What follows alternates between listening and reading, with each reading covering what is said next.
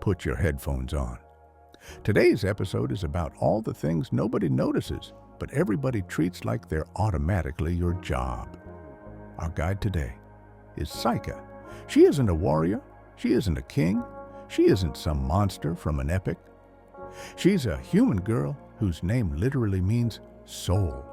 Someone who looks ordinary from the outside, but carries ridiculous amounts of weight on the inside.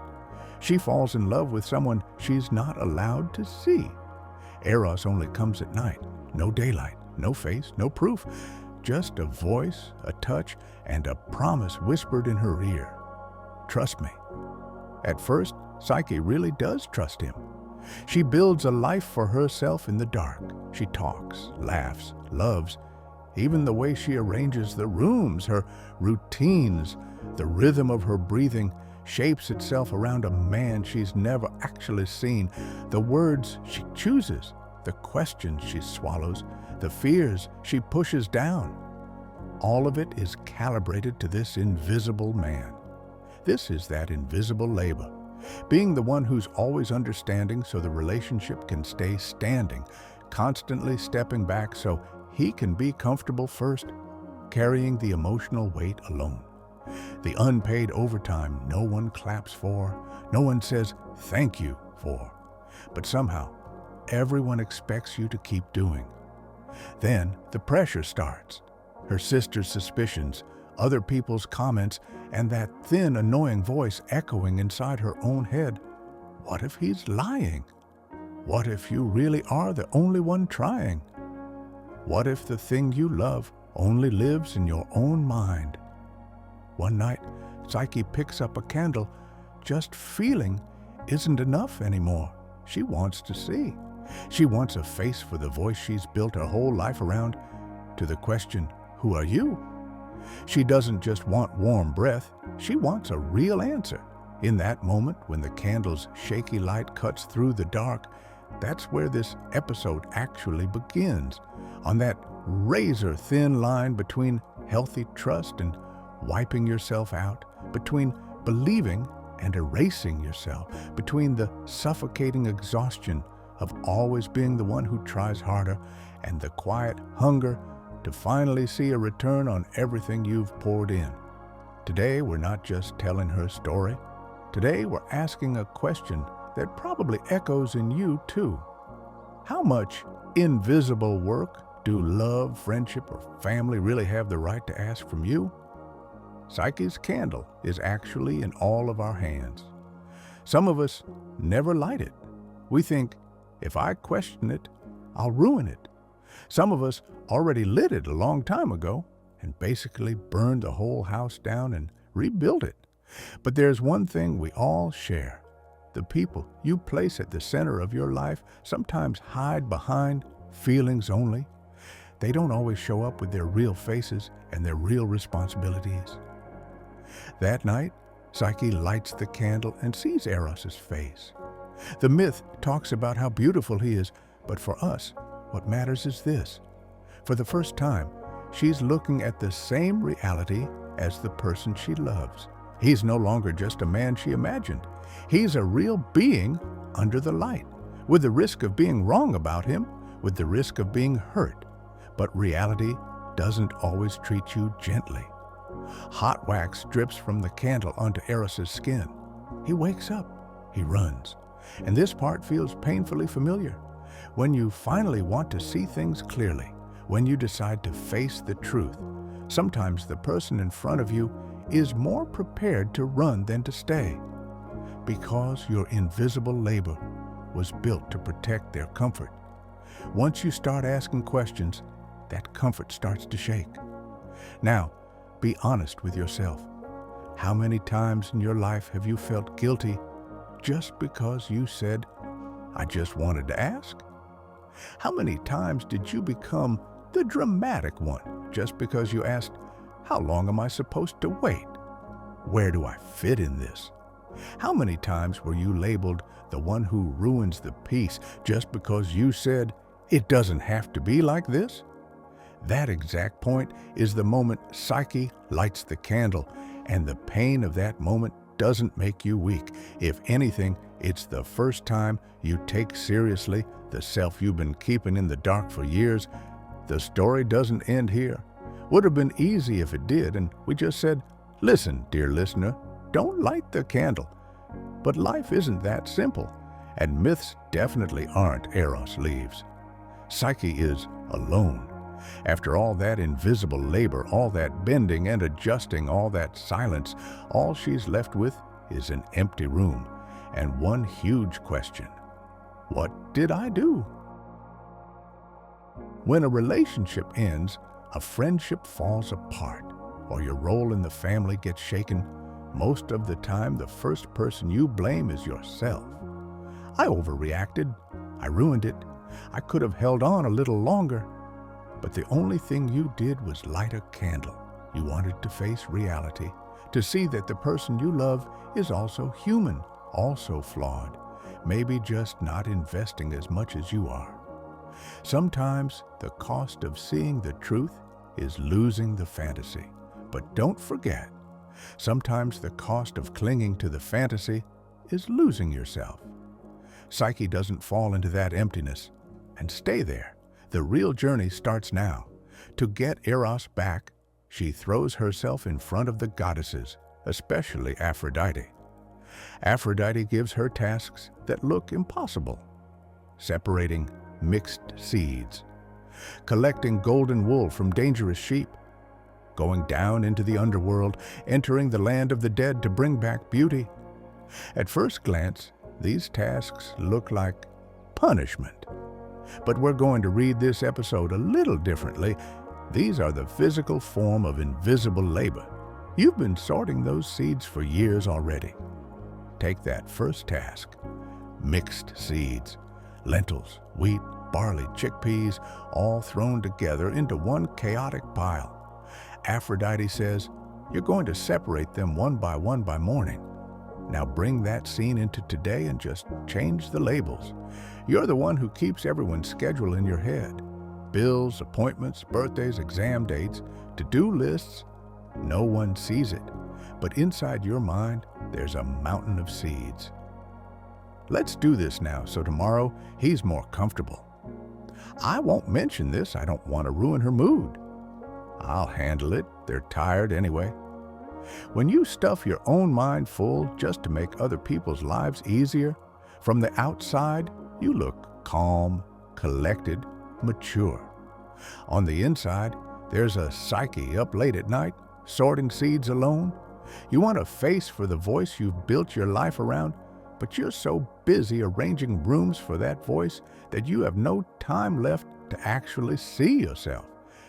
The myth whispers this: you don't always have to be the one separating the seeds. Sometimes the first step of invisible labor is to say, I don't want to do this alone. Second task, collecting golden wool from dangerous sheep. The sheep are aggressive. They kill anyone who comes near.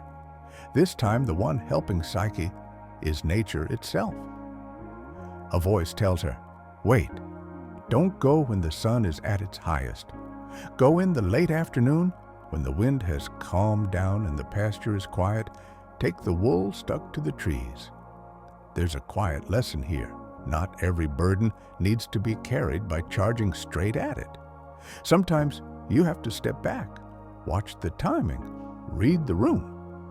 When you jump into every fight, every argument, every crisis right now, sometimes all you do is break yourself even more. In your own life, how many times have you jumped on stage in the most dangerous moment with a let me fix it? When everyone else went quiet, how many times were you the one cracking a joke, changing the subject, smoothing everyone's feelings? In the family, in your friend group, at work?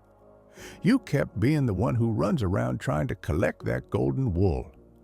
What the myth is saying is this: sometimes the solution is in stepping back. Sometimes saying, this is their problem, isn't selfish. It's how you protect your own soul.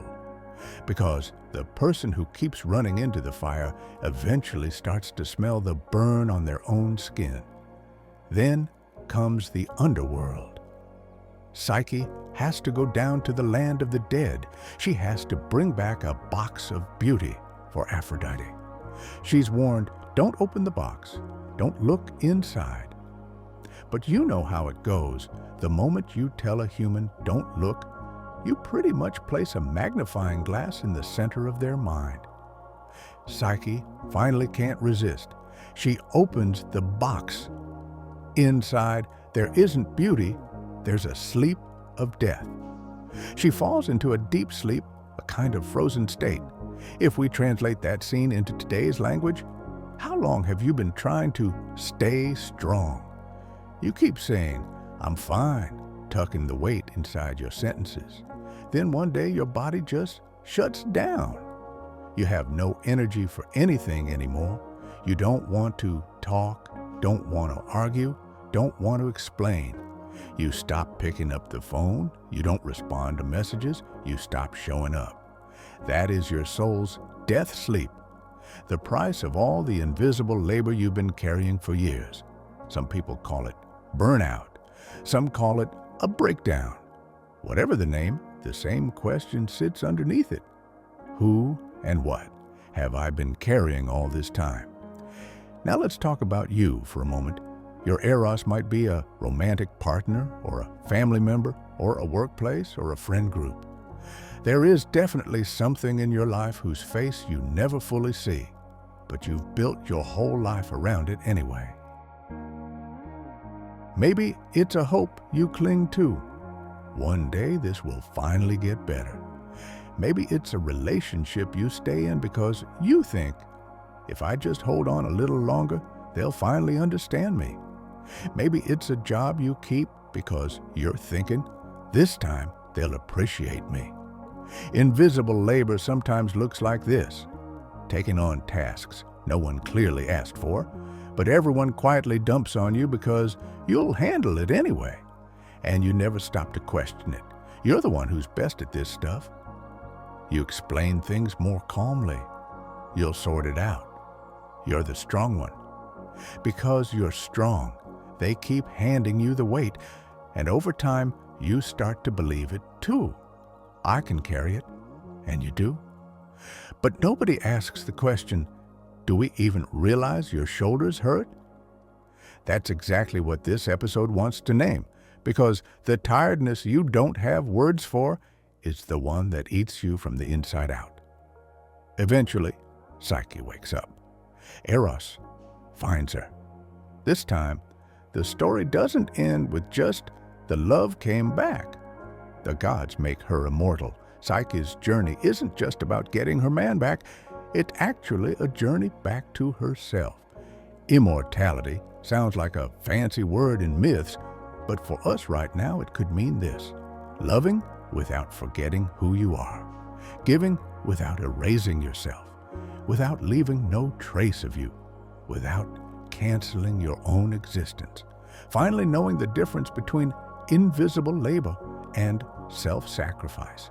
Remember this: trust does not require you to destroy yourself. Real trust includes, I believe you, but it also includes, if something doesn't feel right, I will ask questions. If a relationship falls apart the moment you ask questions, what's missing there isn't your loyalty, it's the other person's nakedness, their honesty. Right now, while you're listening, some faces from your own life might be floating up in your mind. People who text you at night but disappear during the day. Friends who vanish when you're having a hard time. Family members who organize nothing, remember nothing, and look at you like you'll handle it. People who say, you understand me, and dump their problems on you, but when it's your turn, they say, we'll talk sometime, and never do. If some part of you is thinking, but I gave so much, you're right. At the center of this episode, there's one sentence: you gave a lot, and it may feel like no one sees it. But invisible labor does not have to stay completely invisible. Sometimes the very first step is admitting it to yourself. I'm really tired. That's not weakness. That's the courage to tell yourself, stop out loud after years of whispering, keep going. Let's pull 3 small questions out of Psyche's story. These might be little markers you can hold onto in your own life. 1. Are you loving in the dark or in the light? In other words, are you ready to see the real shape of what you love? The flaws, the selfishness, the hard parts. If something is only beautiful in the version you imagined, maybe what you love isn't the person at all, but a role, a fantasy, a savior idea. 2. Are your tasks really tasks or just habits? Who actually asked you to do this? Did someone clearly and honestly say, I really need this, can you help? Or did you jump in automatically? Some burdens, when you quietly set them down, turn out not to be as essential as you thought. 3. Who actually sees your invisible labor, says your name, and makes room for you too? Relationships that only keep you around as long as you're useful are just crowds. They never feel like home. Home is the place and the people who help you lighten your load, who don't shut down your questions, who don't run when you say why. Maybe you're wondering, so what are we supposed to do? After living like this for years, is it really possible to listen to one episode and change all your dynamics? No, but you can change one sentence. I'm just like this. I'm the always smiling, peacekeeping one. I'm the thoughtful one. I'm the one who fixes everything. I'm the one who has to stay strong. All of those sentences can be chains that lock you into a role. Being strong doesn't mean staying silent. Keeping the peace doesn't mean ignoring your own limits. Being thoughtful doesn't mean forgetting to think about yourself. Today, maybe you try just this one thing. In one place, in one small moment, you let your invisible labor become visible. I'm always the one who calls. This time, I won't. I'm always the one who asks.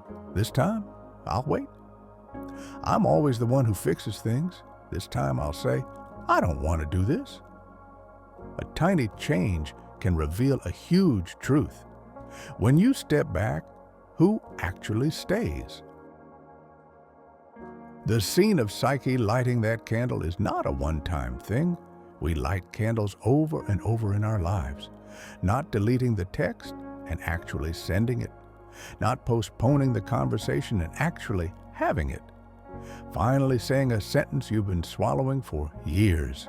All of these are little candles, and every candle carries 2 possibilities. It either pushes some faces away from you, or it brings some faces in front of you for the very first time, as they really are. Being scared is normal, because here's the hardest part of invisible labor. For years, you might have been thinking, if I'm not here, everything falls apart. And maybe some of it really will fall apart. Maybe some things just can't stand on their own once you stop holding them up. But sometimes collapse is the first shape freedom takes. Because the thing that falls apart is not you. It's the system you've been standing under, the weight you've been carrying, something that was never really built for you in the first place. As we get closer to the end of this episode, there are a few things I want to leave with you. They're not homework. They're more like little notes you can tuck into the corner of your soul. 1. You are not just what you do. People might define you by how much you get done. But you are also a person who has the right to rest, a person who doesn't have to prove anything to anyone. If someone only loves you for what you provide, then what they love isn't really you. It's the service you offer. 2. You don't have to completely abandon your invisible labor, but you can set boundaries around it. I'll do this, but I need this in return. I can help with this, but not all the time. I need help with this too. These sentences don't make you selfish. They make you human. 3. Trust is not a one-way street. Relationships that demand unconditional trust from you, but go on the defensive at the smallest problem, are not healthy. Real trust is built with people who aren't afraid of questions. And 4, sometimes the biggest invisible labor is the work you do for yourself. Maybe nobody sees it. The therapy sessions where you dig up your own traumas, the nights you fall apart alone and then pull yourself together by morning, the times you cry quietly because you don't want to disturb anyone. Nobody may ever know about these, but hear this, that is labor too, and its value doesn't increase when somebody claps. It increases the moment you recognize it. Now let's circle back to Psyche's story and tie it into today. She loved in the dark. She lit a candle. The truth hurt. She took on tasks, got exhausted, fell into a sleep. Then she woke up. She saw the man she loved again. But this time, she wasn't just a girl in love. She was someone who had walked through all of that. You might be in a similar place. After all the invisible labor you've given for years, you're at the beginning of a journey back to yourself. Maybe you've just now lit the candle. Maybe you're still in the dark. Maybe you've just woken up from the exhaustion. Wherever you are, there's something I want you to hear. That voice you've built your life around has a face, but so do you. And your face is not less valuable than any relationship, any role, or any expectation placed on you. This episode isn't promising you a big revolution, but it is offering you a small possibility. Maybe tonight, when you lay your head on the pillow, instead of thinking about everyone else first, you start with yourself and ask, what do I want? What am I tired of carrying? Where do I want to finally be seen? And if you don't find the answers right away, that's okay too. The soul doesn't speak when you rush it. It speaks when you let it rest. So now, take a deep breath.